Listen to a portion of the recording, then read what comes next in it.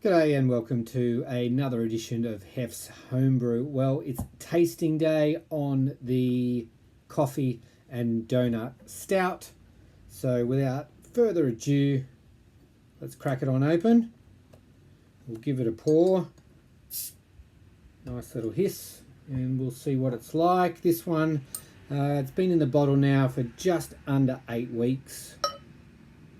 So certainly ready for a tasting.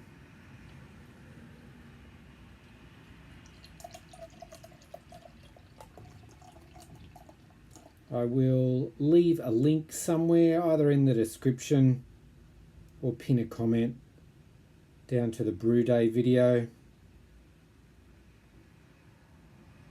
But if you are a subscriber, it's not too far back in the feed if you want to go back and have a look at it. There it is. So pretty close to jet black actually in the glass. We've got a finger or two of brown head. Pretty tight there. Looks pretty good. Let's have a quick chat. So from where I left off in the brew day video, I pitched 2 packs of Nottingham at 18 degrees. Started off fairly cool with the ferment because I did mention in the brew day video, when I did it last time, it just went really crazy on the ferment. So it basically had 4 days at 16, 4 days at 18, 4 days at 20, and then 2-day cold crash.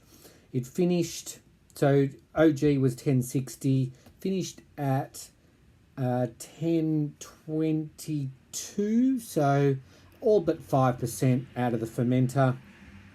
Bottle conditioned, obviously. Most of them I did just with 1 carb drop. So I had been using dextrose, but went back to carb drops. Most of them, as I said, I just used the 1 because I like my stouts reasonably light in terms of carbonation. I did do a handful of bottles with 2, but I haven't drunk any of them yet. So just sticking with the 1 drop. At the moment, I think that's about it. We've talked about the appearance. Let's see how she smells.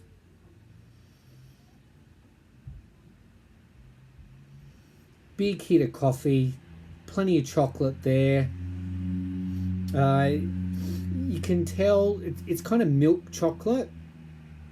I think the lactose and the vanilla kind of give that in the aroma, along with the chocolate malt and the cacao, of course. Cinnamon, very subtle. Yeah. All right, let's go in for a taste. Cheers.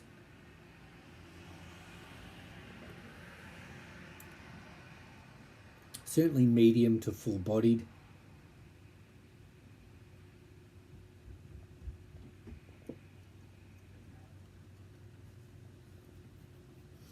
Carbonation is light to medium. I'd probably recommend actually that if you are doing this, that you bottle with dextrose or your bulk prime so you can be more precise. For my taste, as I said, I haven't had any of the bottles which I put 2 carb drops in, but I'm guessing, you know, in reality it's probably 1.5 carb drops, which is what makes me say that you probably should go with dextrose, be a bit more precise. It's probably, I do like it light, but it could probably do with just a little bit more.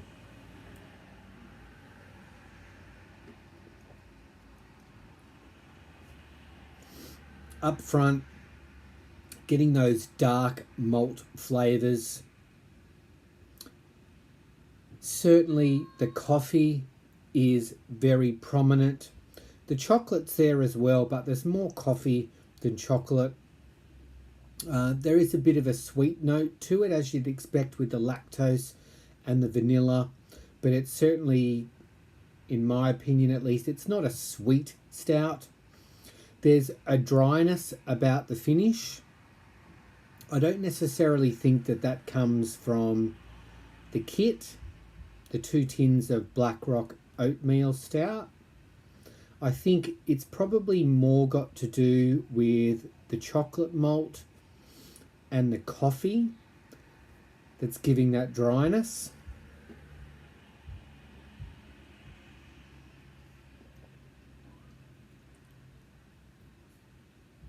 I've had a few bottles already, and I've found that the cinnamon comes through more as it starts to warm, but it's still reasonably subtle. So if I was going to brew it again, I think I'd like to have the cinnamon coming through a little bit more. So I only added a teaspoon, or around 5 grams of cinnamon powder. I'd be tempted to actually double it and go straight up for 10 grams. I'd also say, if you're brewing this yourself, I like having plenty of coffee in there, but it is probably the dominant flavour. So if you're not so keen on having that flavour profile with a big hit of coffee, then use less.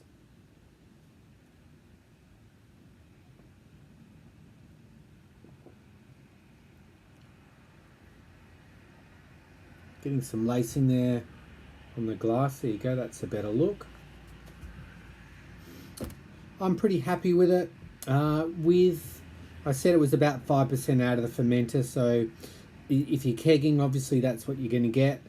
If you are bottle conditioning, then depending on how many carb drops or how much dextrose or whatever you choose to use, you add or use, then you're looking at somewhere between 5.2 and 5.5%. I'm pretty happy with that for an ABV in a stout that I'm going to drink at home.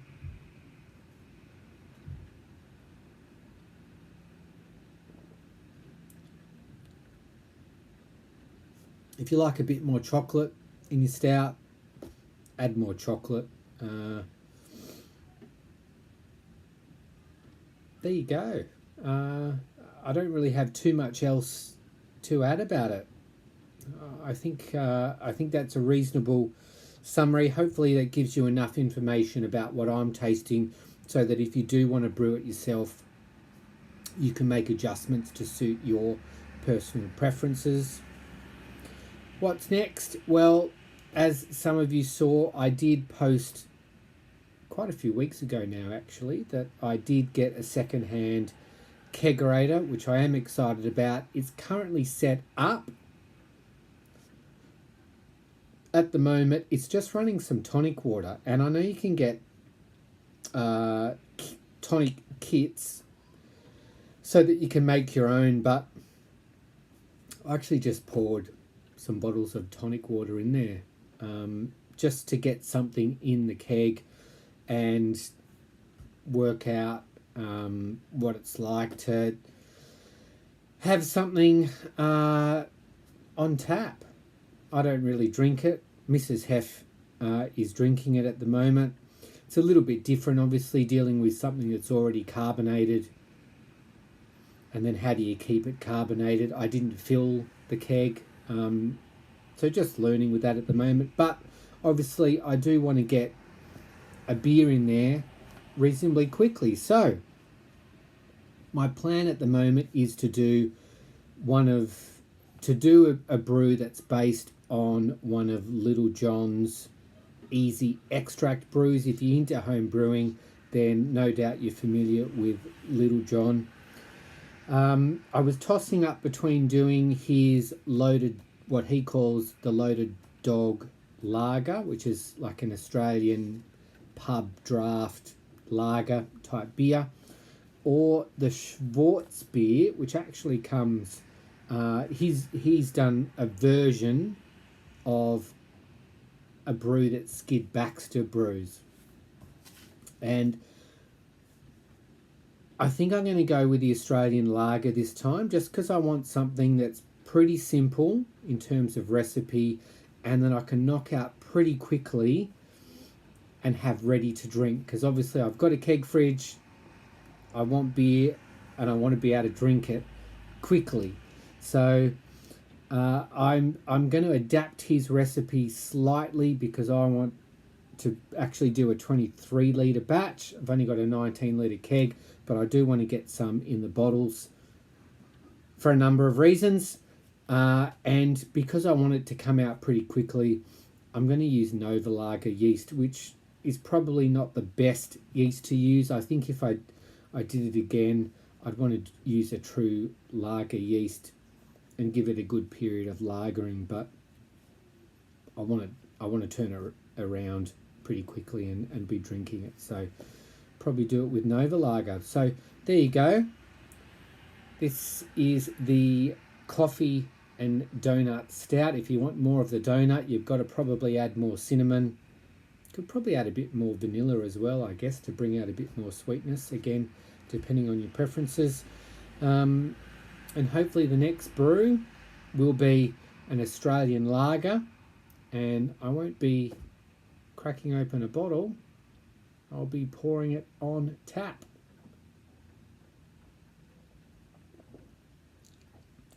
So thanks for watching, and I'll catch you next time on Hef's Homebrew.